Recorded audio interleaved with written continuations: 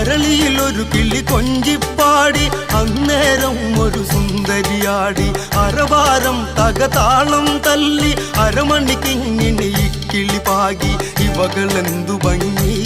ഇവളിലെ കവിളിനെന്തു കാന്തി അതരമാം ത്രിമധുരം നുകരാൻ ഭാഗ്യമേകുഭവതി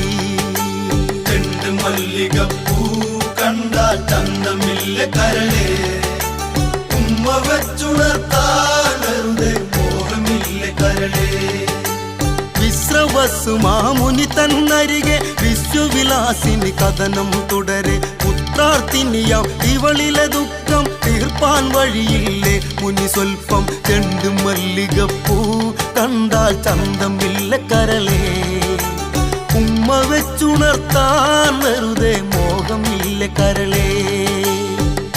മല്ലികപ്പൂ കണ്ടാൽ